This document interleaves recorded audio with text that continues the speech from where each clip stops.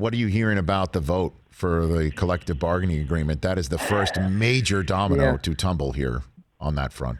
You know, everything, and I'll be honest with you, today has been such a scramble keeping on track of the meetings and the draft and the league year and what's going to happen, what's not going to happen, so much in flux. I haven't doubled back with a lot of agents and players today to kind of take, caucus where things stand now.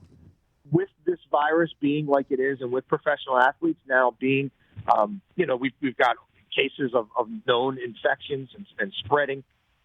Does that change some guys' calculus? Someone who hasn't voted yet, does he say, wait a minute, there's so much uncertainty in the world right now. Do I want to sign any kind of 10-year deal about anything? I don't know.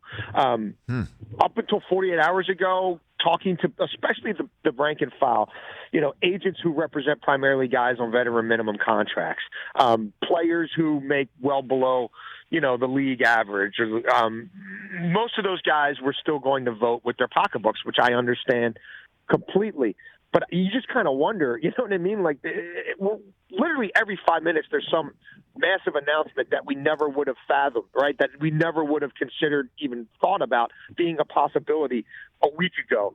Does that change this for some people? It may. Well, what were you hearing, I guess, before all the COVID-19 madness began to... that guys were going to do what made sense for them, which was, hey, I'm probably only in this, if I'm lucky, 3 to 5 years. And another $100,000 and an easier path towards pension and less risk in the preseason where I'm getting hurt in a game that doesn't matter anyway. And more jobs being created, which means maybe I do get a third contract instead of just one or two. That made real-time sense for a lot of guys when they sat down with their wives, and had a glass of wine and said, okay, let's look at the pros and the cons. You could understand why a lot of players would say, I understand that the best eighth-grade quarterback on the planet might hate this deal in 2026 or whatever, but you know what I mean? For me right now and for our family, another $100,000 this year and probably next year and maybe a chance to squeeze out another contract after that because most guys are going year to year. That's it's going to be hard to convince the missus that that's not what makes the most sense for us. Right.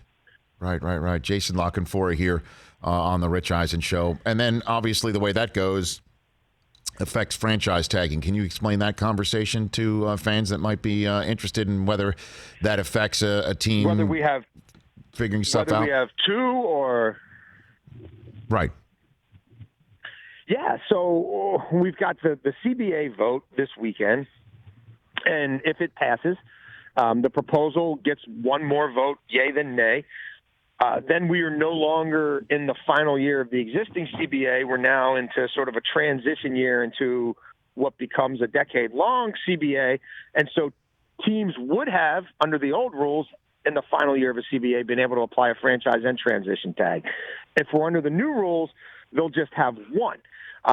It doesn't affect a ton of teams, but if you're a fan of the Dallas Cowboys, the Tampa Bay Bucks, the Tennessee Titans, it certainly could affect you because can you keep a Barrett and a Winston? Can you keep 2 out of 3 Tannehill, Conklin, and Derrick Henry on the tag if you can't get anybody extended?